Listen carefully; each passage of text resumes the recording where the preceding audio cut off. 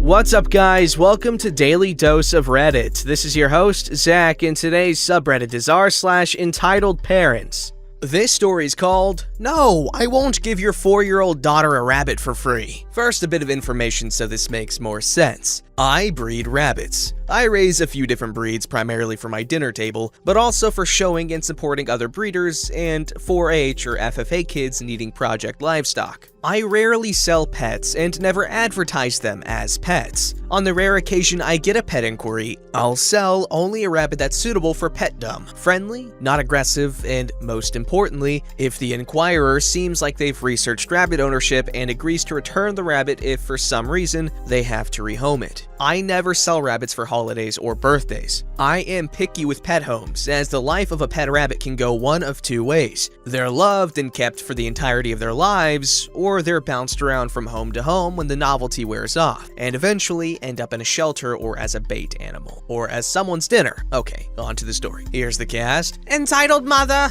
entitled and loud mother, little kid, 4 years old, was cute and didn't do anything wrong. Friend, my friend and show buddy, and then me. I was at a rabbit show with a friend. It was midday and we had finished 2 of the 3 shows taking place that day. It was lunch break and friend and I were finishing up our sandwiches and were prepping our show lineup for the last show, when this rather large woman, entitled mother, and her little kid, approached our setup, looking at the rabbits I had on my grooming table. "What an adorable bunny! Look at the bunny, little kid! Oh!" "Thank you." It was a very cute rabbit, lopped ears and all white with blue eyes. "How much is it?" "Oh, this one isn't for sale. He's one of our show rabbits." Notes: I had a chalkboard with the available rabbits listed. Most of the sales that take place at the shows are other breeders and 4-H FFA youth breeder and showers. At this point, I had no clue if Entitled Mother was a breeder or if she was looking for a rabbit appropriate for her child to show. It was rare that people showed up looking for pets at a show, since most of the available are rabbits that will be priced for show or breeding, and depending on quality, can be quite pricey. I pointed out my chalkboard and told her I could show her whoever she was interested in. She balked at my prices. "Why are they so expensive? Those are absolutely ridiculous prices." My cheapest rabbit was $60. The most expensive was $200. They're priced off quality. If you want a decent show rabbit, they'll be more than a brood quality rabbit. "I just want a pet for little kids, so you don't need to charge us so much." "Oh, I see. Unfortunately, none of the rabbits I brought are appropriate for a small child's pet." "What? Why?" "The big ones are friendly but weigh over 12 pounds. They're too big for a little kid to handle easily. The little ones are aggressive. They require an experienced handler. They aren't friendly or cuddly at all and aren't available for pet homes. They're available to other breeders." "But they're so little. What harm can they do?" I hold a pen in front of one of the small rabbit's nose. It chomps down and tries to pull the pen from my hand. They're bred to be high-strung, so they pose upright and rigidly. The breed is generally not a good pet breed. "Fine, we'll take a big one." The 2 I have available are $150 and $200. Both are proven and registered grand champions. "I am not paying that much for a rabbit. You are out of your mind." I am not going to lower the prices. They are worth it and will be great addition to any breeder's herd. They really are too large for little kids to safely handle anyways. If they don't feel secure while being held, they will kick out of fear. Such a large rabbit could seriously hurt a small child.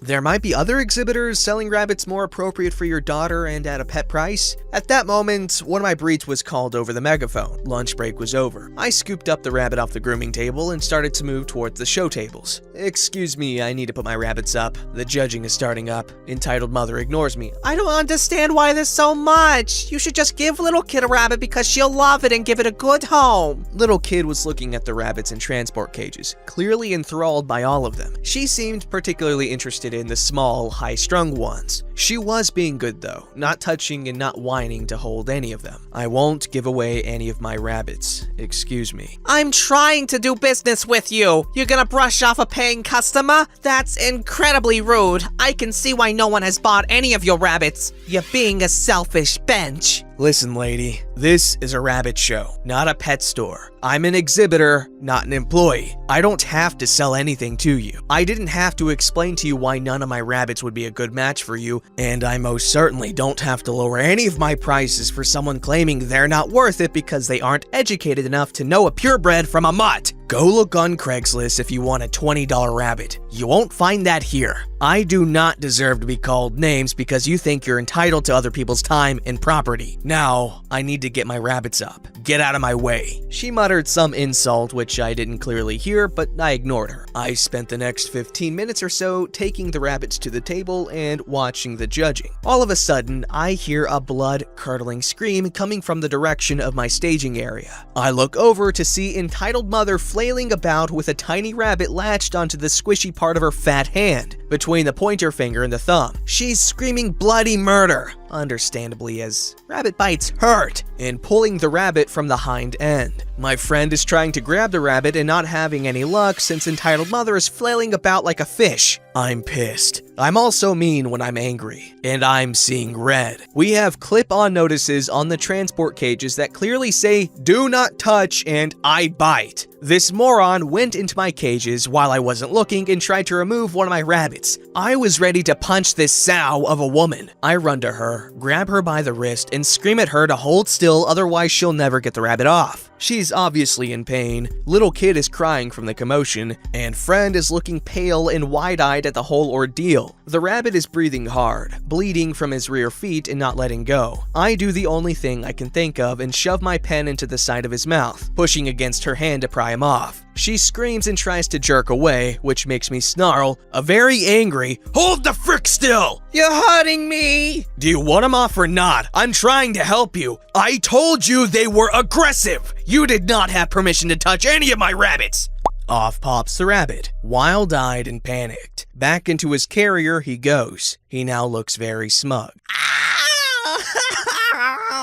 She's bleeding everywhere. "I'm going to sue you! Your rabbit attacked me!" "I told your stupid asterisk that they were aggressive! You had no right to touch any of my rabbits! There's a sign on his cage that says he bites! Can you not read?" Friend is on the phone with the police. "Yes, I'd like to report an attempted theft and need someone here ASAP." "Yes, get the cops here. Your rabbit assaulted me. You brought a rabid rabbit to a place where there are children. It could have maimed my child." "Only if she had broken into my cages like you did. What kind of example are you setting for your kid?" "Frick you!" At this point, the show secretary leads entitled mother and little kid off for some first aid, and I check over my rabbit. The stupid cow had thrashed him about so hard that all 4 toenails on both hind feet had broken off and were bleeding. According to friend, the entitled mother refused to leave after I took my rabbits up to be judged, and had been grilling friend about the rabbits and the prices. When another of our breeds was called up, friend had started to bring those rabbits up. In about 20 seconds of being unobserved by one of us, entitled mother had thought it would be a good idea to steal one of the small rabbits. Our neighbor had watched her open my cage and grab the rabbit. Fortunately, she picked one of the meanest ones we have, and being an uneducated fool, picked him up by grabbing him by the chest and back, right in biting range. The cops showed up and took our statements, and then her statement. I showed them the bloody back feet of my rabbit and informed them I wanted to press charges for damaged property. Since rabbits qualify as livestock in my state, damage of property was all I could press for. Animal control was also called, and she was cited and charged with animal endangerment. Unfortunately, the wounded rabbit's toenails grew in white, so he can no longer be shown and his value dropped. She ended up paying me the full cost of the rabbit and has a ban from all rabbit shows with the club that put that particular show on. She undoubtedly has a nasty scar to show off as well. I guess there's not much to be said here that you guys don't already know,